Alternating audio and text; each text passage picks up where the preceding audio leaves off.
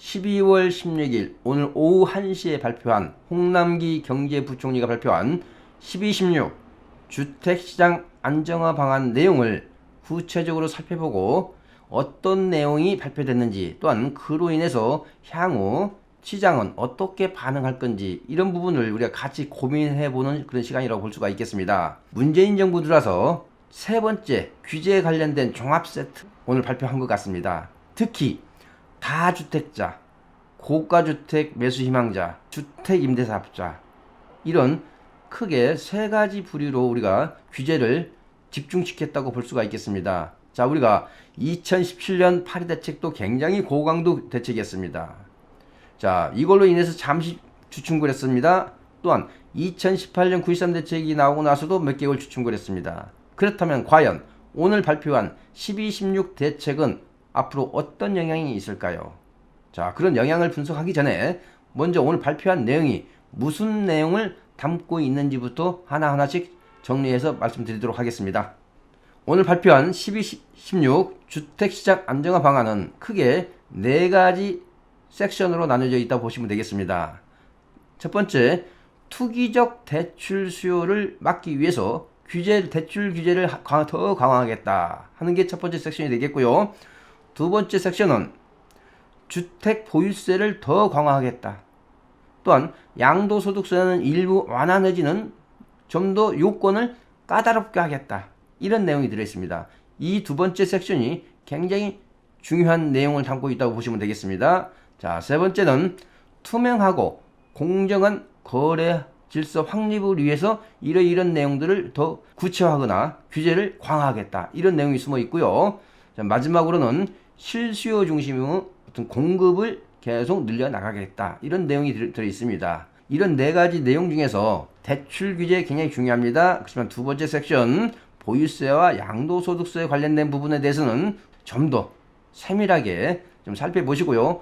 본 방송 내용이 좀 미흡하다 싶으면은 기획재정부 사이트 들어가서 오늘 발표한 보도자료 원문을 세밀하게 한 번씩 읽어보시기 바랍니다. 자, 그러면 구체적으로 좀 세밀하게 좀 따져보겠습니다. 자, 투기지역이나 투기과열지구 내에 주택담보대출을 좀 더 관리를 강화하겠다. 그러면서 9억이 넘는 주택에 대한 담보대출 인정 비율을 강화하겠다는 겁니다. 현재는 가격에 상관없이 투기과열지구에서는 LTV, 즉 담보 인정 비율이 40%입니다. 40%인데 앞으로는 9억 이하와 9억을 초과하는 분 해서 차등 적용하겠다는 거죠. 그래서 9억이 초과하는 부분에 대해서는 LTV를 20%까지 적용하겠다. 자, 예를 들어서 말씀드리도록 하겠습니다. 투기지역이나 투기과열지구에서 14억에 가는 주택을 매입을 할 때 대출을 신청하면은 현재는 40%이기 때문에 5억 6천만 원의 대출이 나오죠. 그렇지만 앞으로는 9억까지는 40%, 9억 초과분 5억에 대해서는 20% 해서 한 4억 6천 정도 나오기 때문에 실제 대출을 받을 수 있는 금액이 한 1억 정도 축소되는 결과라고 볼 수가 있겠고요. 이런 LTV 사항은 전 금융기관 다 해당되는 내용이 되겠고요. 개인 임대사업자라든지 매매 임대사업자라든지 법인까지도 해당되는 내용이 되겠습니다. 그 다음에 이제 15억이 넘는 초고가 아파트에 대한 주택을 구입을 할 때 대출이 어느 정도 나오느냐? 자, 기본적으로 전면 금지가 되겠습니다. 물론 정비 사업으로 인해서 부득이한 사유가 있을 때에 대해서는 예외 조항이 있습니다만 기본적으로 15억이 넘는 부분에 대해서는 주택담보대출이 한 푼도 나오지 않는다라고 보시면 되겠습니다. 자, 그 다음에는 이제 DSR, 총부채 원리금 상환 비율도 관리를 그 기준을 좀 더 까다롭게 하겠다. 이런 내용이 발표가 됐습니다. 주택도시보증공사가 아닌 사적보증, 서울신용보증 같은 경우도 공적 보증 수준으로 강화를 하겠다. 또한 전세자금 대출 후에 신규 주택을 매입을 하게 되면은 곧바로 전세자금 대출을 해소하는 이런 규제 내용이 오늘 발표가 되어 있습니다. 자, 그 다음에 이제 보유세 강화 및 1주택자에 대한 배려가 오늘 발표가 됐죠. 자, 첫 번째 보유세 중에서 종부세 세율 인상입니다. 자, 일반 같은 경우가 0.1 내지 0.3포인트만큼 추가로 올라갔습니다. 또한 다주택자 같은 경우는 0.2 내지 0.8, 그렇다면 최고 세율이 3.2에서는 4%까지 올라가게 돼 있죠. 이런 종부세율이 올라갔다. 공정시작 가액비율도 내년 되면 90%죠. 거기다 이제 기준시가 현실화까지 된다면은, 자, 금년도 같은 경우는 종부세에 대해서 종이 호랑이다라는 그런 가십거리도 나왔습니다만은, 과연 또다시 세율까지 올라가고 공정시장 가입비율 올라가고 기준시가 올라가면은 내년도에는 어떤 영향이 줄 건지, 이 부분 굉장히 좀 관심 가는 대목이라고 볼 수가 있겠습니다. 그 다음에 조정지역 내에 2주택자의 세부담, 즉 전년도 대비 올라갈 수 있는 그 세부담 상한이 있습니다. 자, 그 부분이 200%였습니다. 금년에. 그렇지만 내년부터는 300%로 올리겠다. 자, 현재도 3주택자 같은 세부담 상한이 300%죠. 그래서 200%에서 세부담 상한을 300%까지 올리겠다고 하는 게 오늘 발표 내용에 들어 있습니다. 자, 그렇지만은 1주택자의 고령자, 즉 만 60세 이상이면서 1가구 1주택을 가지고 계신 분에 대해서는 공제를 좀 해주도록 되어 있습니다. 자, 현재 최대 70%입니다. 이 부분을 최대 80%까지 늘려서 은퇴 이후에 집 한 채만 가지고 있는 분에 대한 일부 배려가 숨어있는 대책이라고 보시면 되겠습니다. 자, 그 다음에 공시가격 현실화율, 즉 시세하고 공시가격하고 차이가 좀 심하죠.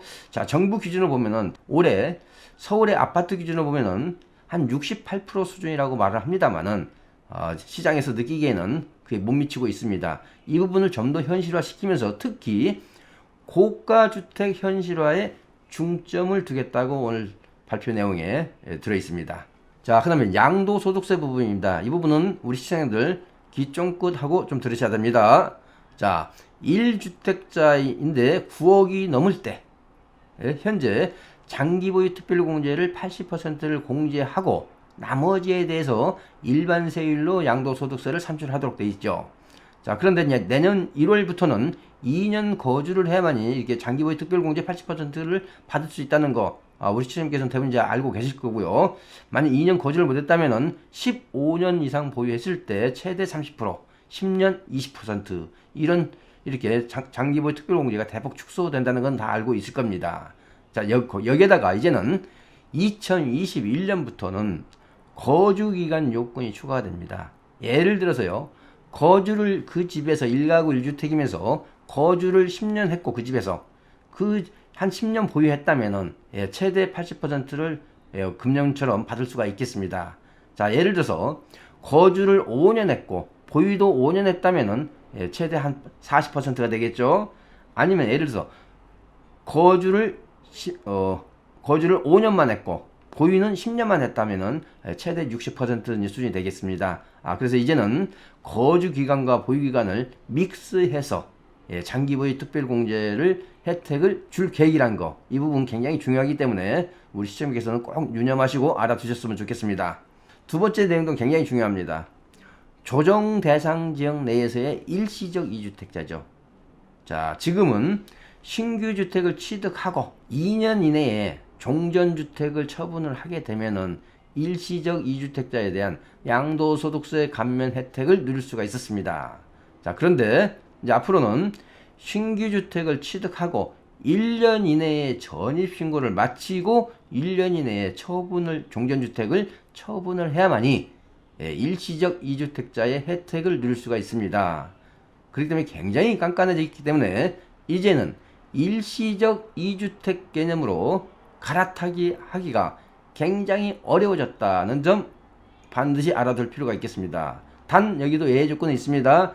세입자가 들어있는 경우는 최대 2년 이내의 처분입니다.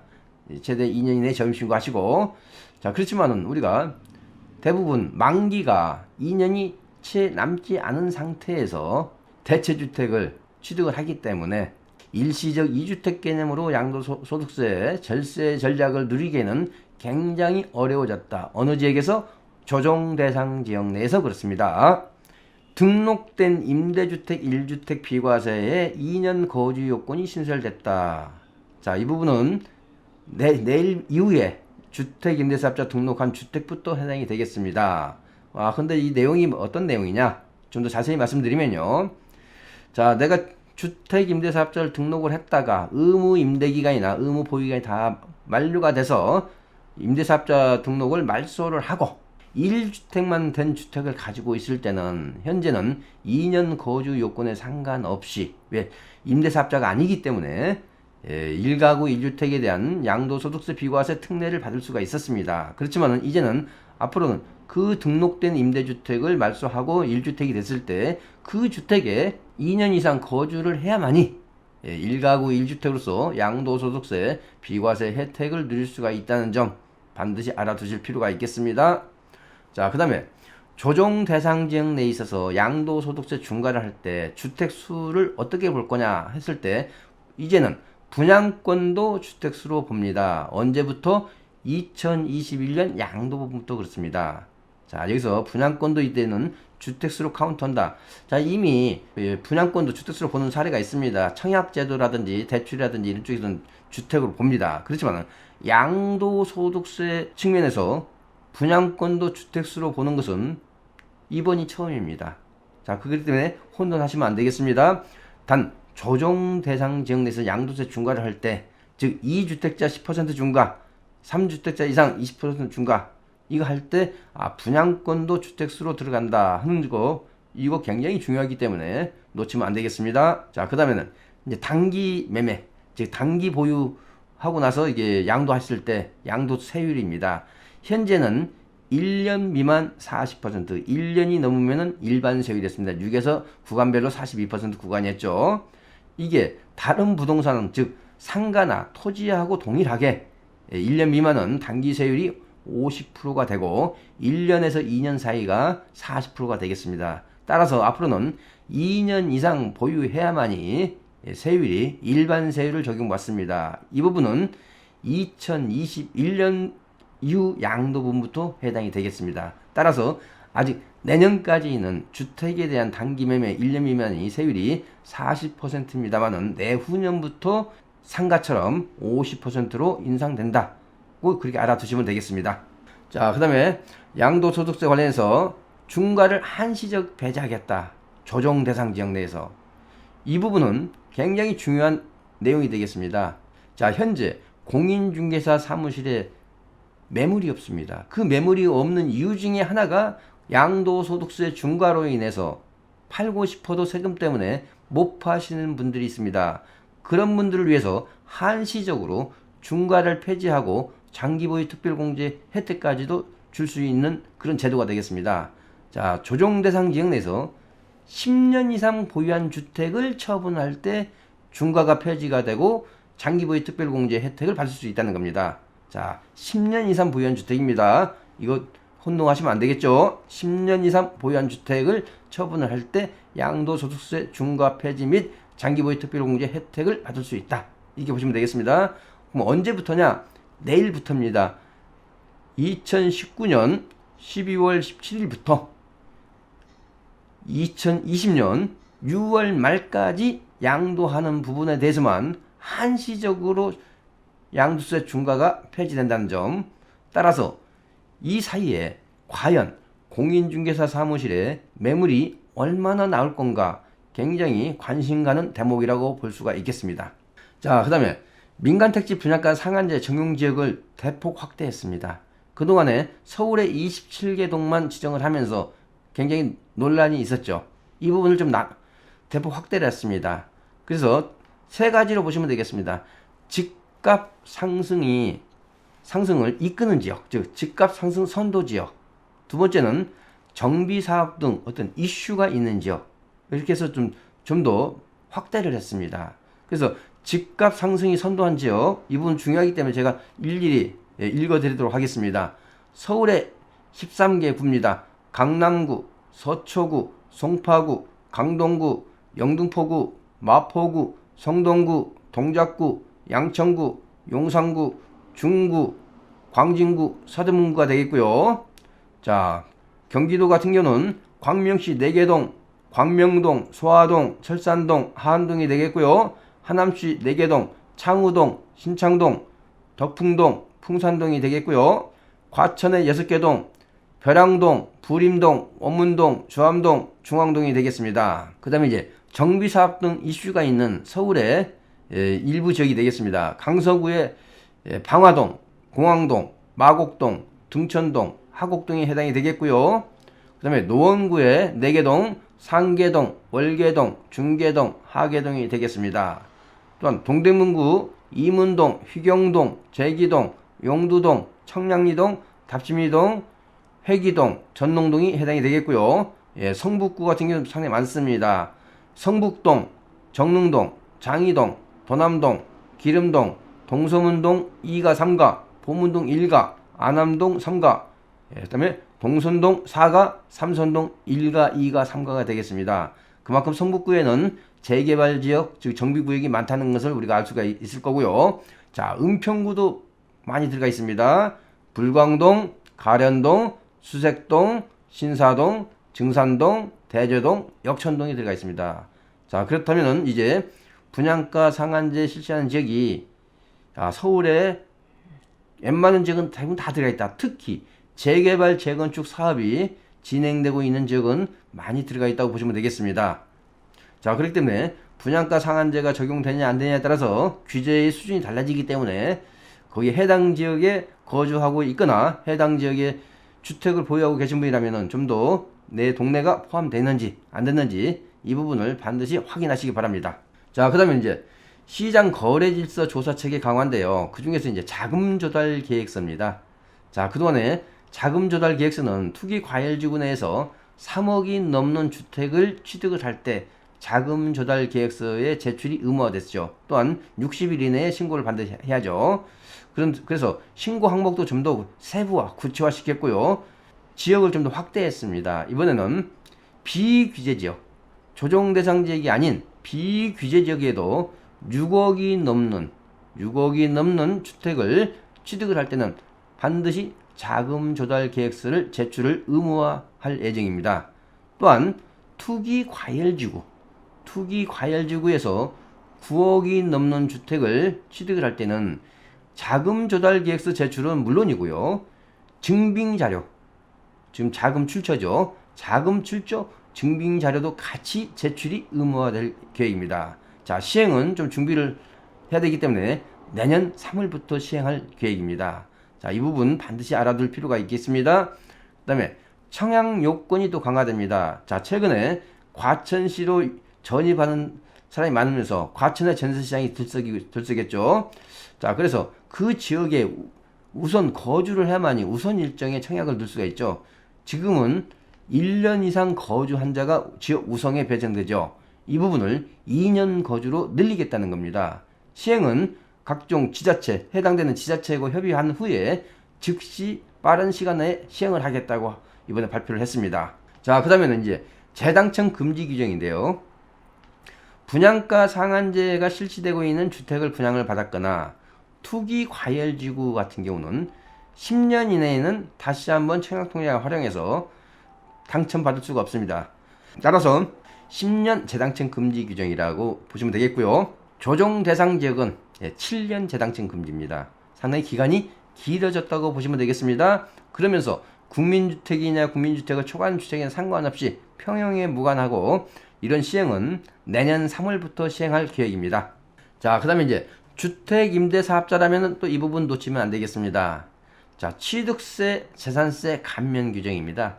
자, 현재는 취득세, 재산세 감면 규정이 면적 기준으로만 되어 있습니다. 즉, 취득세 같으면은 전용면적 60제곱미터 이하, 재산세 같으면은 전용면적 40제곱미터, 60제곱미터, 85제곱미터 이렇게 면적 기준으로 되어 있던 것을 가액 규정을 추가했습니다. 따라서 수도권 같으면은 공시가격 6억 이하이면서 면적 기준에 따라서 취득세, 재산세 감면 혜택을 주겠다는 거죠. 자, 이 부분은 법 개정하고 나서 그 이후에 임대사업자 등록하는 그런 주택부터 해당이 되겠습니다.